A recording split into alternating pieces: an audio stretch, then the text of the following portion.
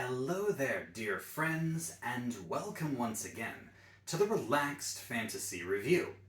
Today, we're going to be talking about spellcasting, and we're going to be talking specifically about the wizard. As the game goes on, wizards go from being one of the most fragile classes in the whole game in the early levels, where if they don't land their spells, they're basically useless, all the way up to the arguably most powerful class in the game, and it is around, I would argue, 5th or 6th level spells that we enter this realm, specifically because that's when we go from the first half of the game, tiers 1 and 2, to the second half of the game, tier 3 and 4.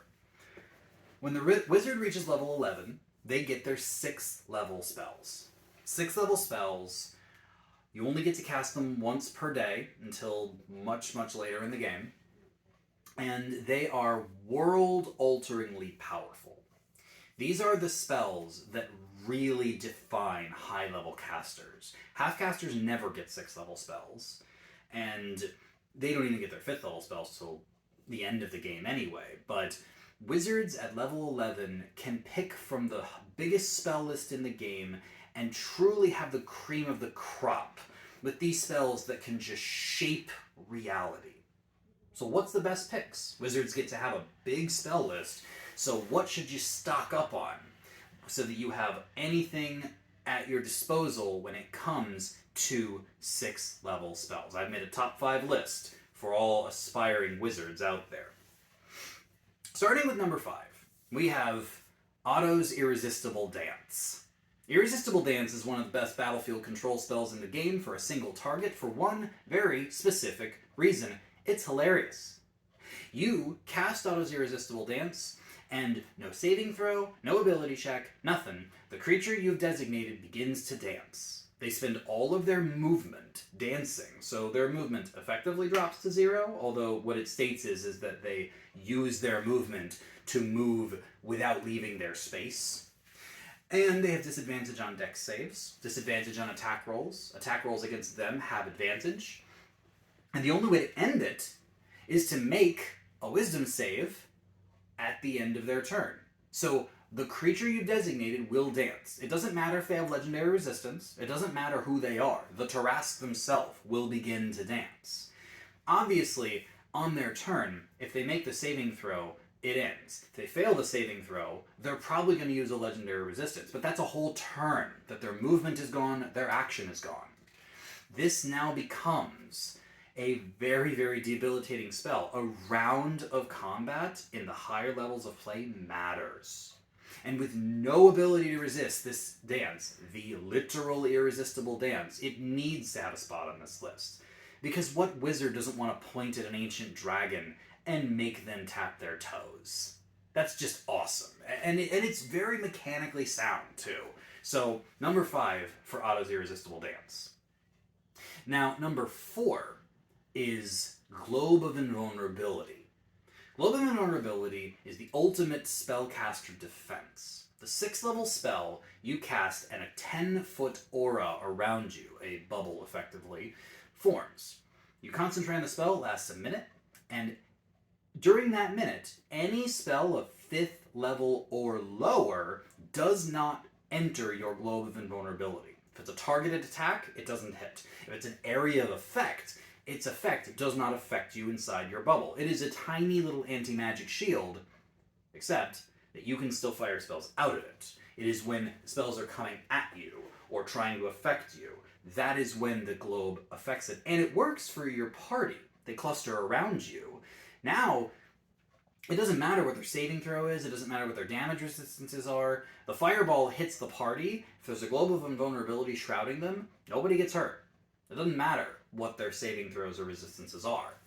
So, it's a great defensive spell against other spells. A fighter can still walk up and hit you with a sword. A ranger can still shoot you with a bow. But the other wizards, the other warlocks, the other sorcerers, they're not going to be able to touch you. And that's a really good place to be when you are a wizard. You want the ability to dominate other spellcasters, and that is exactly what Global Invulnerability gives you. But let's say you really want to mix it up in combat. Let's say that you're a wizard and you decided not to be a blade singer. You didn't take blade song, you didn't get light armor and proficiency with a martial weapon. You had to just focus on a different subclass. But now you really, really want to gish it up. You want to grab a sword, grab an axe, grab whatever, strap some armor on, and go. How do you do it? Xanathar's Guide to Everything gave us the answer.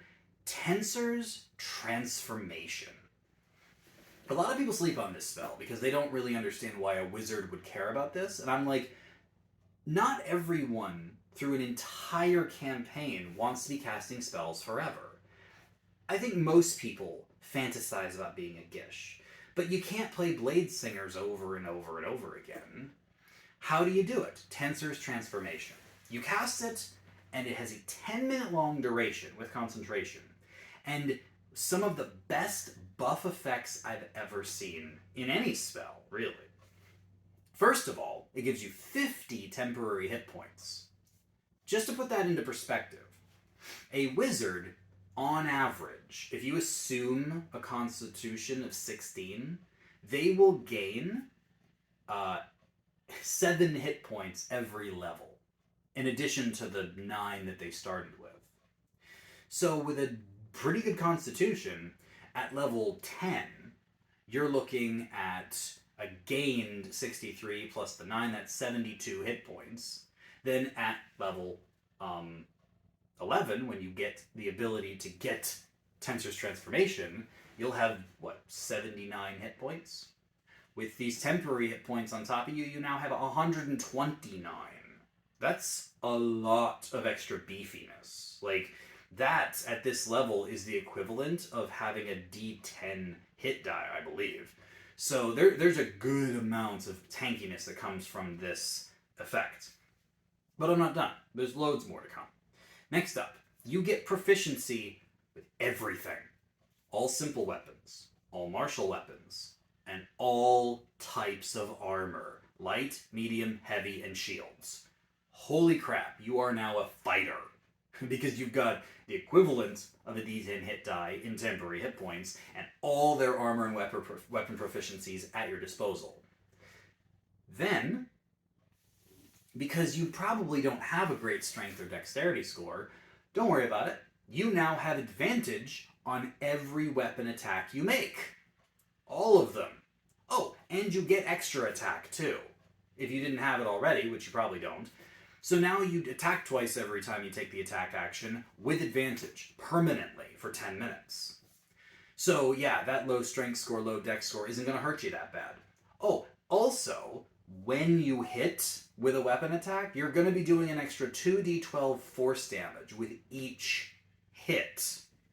That makes those missed attacks, due to your low stats, not so painful anymore. And then you're like, well, I still got to maintain concentration, and if I'm in the thick of it, that's going to be tough. Not really, because you also gain proficiency in strength and constitution saving throws. So let's recap. All proficiencies, weapons and armor. Extra attack, advantage on attacks, 50 temporary hit points, strength and constitution saving throw proficiency, and extra force damage with every successful hit.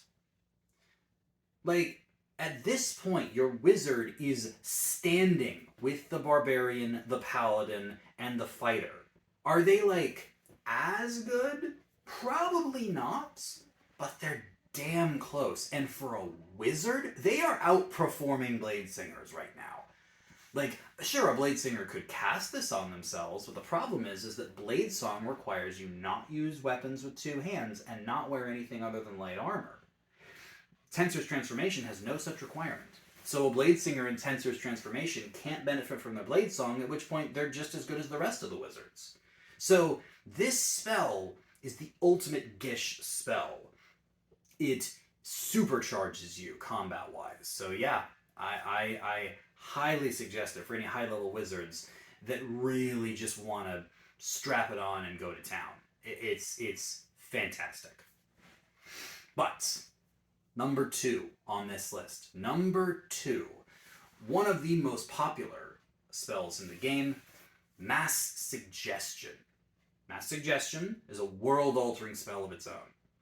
You can use it using the 6th level spell slot, and you make 12 creatures make wisdom saves. Those 12 creatures, if they fail, you give them a suggestion, a line or two, and as long as the suggestion is not self-harming, so you can't tell them to stab themselves, you can't tell them to throw themselves off a cliff, but other than that, you can basically tell them to do whatever you want. Mass Suggestion is mind control, and this is the secret of Mass Suggestion. It works great at 6th level. You can end combat encounters, you can convince an entire party of people to do your bidding for 24 hours, concentration free. It's great. But if you upcast it, the time extends. So you go from 24 hours to 10 days with a 7th level spell, 30 days with an 8th level spell, and a year with a 9th level spell. Imagine getting in front of you the bandit captains. Imagine getting in front of you the guard captains. Imagine getting in front of you the city council or the circle of wizards. As long as they fail their wisdom saves, they're going to be doing what you say for a long time. And the suggestion feels like something they wanted to do. This isn't like Charm Person. They don't know they've been charmed. They simply know that you suggested something to them, and they thought it was a great idea and pursued it with passion. It's a super, super powerful, world-altering spell for campaigns, adventures, and if you just want to cast at the 6th level, it'll save your bacon by just telling all the people who are chasing you that instead of chasing you, they want to go for a swim at the beach for the rest of the day. Or that they want to go climb trees like when they were kids. Or that they want to go to the nearest soup kitchen and give all of their gold to the poor. This is all stuff you can do with Mass Suggestion. So why is it not number 1? Well, a lot of other classes it would be.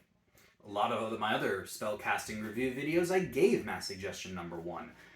But wizards have something unique, something special, something that only a wizard could have the foresight to use. And that spell, the number 1 6th level spell for wizards, is Contingency. Contingency is a very, very complicated spell. First, you need a material component. A small statuette of yourself covered in gemstones worth 1,500 gold pieces. Narcissistic much? Then, you have to spend a 6th level spell slot to cast the spell, and then you choose another spell, 5th level or lower. The spell has to take 1 action to cast, and has to target you. You then designate something that triggers the spell. The idea here is that you are setting a contingency plan. You are setting a spell to cast without you casting it. You've already cast it. You're just setting it up. The only thing I can really compare this to is that there's an action you can take, any person can take. It's in the player's handbook. It's called ready in action. You can say, I'm going to prepare to attack that creature when they come within 5 feet of me. That would be readying your action to attack. Spellcasters can even do this with their magic. They just have to concentrate while they're readying the spell, so that can become a little tricky. But you can do it. As soon as that door opens, I want to shoot my ray of frost at whoever comes through it. That's readying a spell. Anyone can do that. But contingency is different. The example that's given in the book is the water breathing spell. Water breathing spell, 2nd level spell, you would cast it on yourself and you can breathe underwater for 24 hours. Well, contingency, you cast it with your 6th level spell slot and you also use your water breathing spell slot. And you simply designate that if you are ever fully submerged in water, this spell automatically goes. That's helpful, right? You don't have to wait for your turn. You don't have to wait until you can cast the spell. It simply happens. What other ideas could you come up with? I don't know. How about if you ever fail on a check to escape a grapple, you automatically cast a Misty Step to just pop out of it. How about, what other spells do wizards want from the 5th level and down? Anytime that you find yourself more than a mile away from your allies, you just immediately cast invisibility because you assume you've been taken prisoner. Anytime that you're hit with an attack that would otherwise kill you, let's say you would drop to less than 10 hit points, you automatically cast polymorph on yourself and turn into a giant ape, so now you have over 100 hit points. How about anytime that you fall more than 30 feet, you automatically cast fly on yourself. Or anytime that a magical effect that didn't come from you or one of your allies, I guess an unfriendly magic effect, is cast on you, you just automatically cast Dispel Magic at the 5th level. Like, the limitation is only on what spells you already know. All those spells that you've been using for the last 11 levels of the game, 5th level down, you now can have them firing by themselves. The power that this gives you is only as limited as your imagination. And yes, you could cast Suggestion with this. It would be pretty tricky to set that up as an automatic trigger, because Contingency goes off whether you want it to or not. Once the trigger is met, it just happens. The trigger lasts for 10 days, though. You can set up Contingency well in advance. As long as you know what's coming, you can have a Contingency set up. Water breathing, flying, polymorphing, anything that can protect you from something that you think is likely to happen, and it's already done. It's already taken care of, and it just happens. No need for you to wait for your turn. No need for you to even use the spell slot, because it was used when you cast Contingency. So yeah, Contingency takes wizards and their limitations on spellcasting. Their limitation of it must be your turn. You can only cast one per turn of the leveled spells. You've got to use your action, or you got to use your bonus action. All of that, gone. Contingency says, if there's a true emergency, you will be ready, as long as you used Contingency. And that is why it is the #1 spell that I think every wizard should take. Anyone who's smart enough to play a wizard can use Contingency, and the people who really know the spells of D&D will find this to be their ultimate weapon. This has been the Relaxed Fantasy Review. If you enjoyed the video, please like and subscribe down below, and keep your eyes peeled for more spellcasting reviews coming down the line soon. Have a good one, my friends.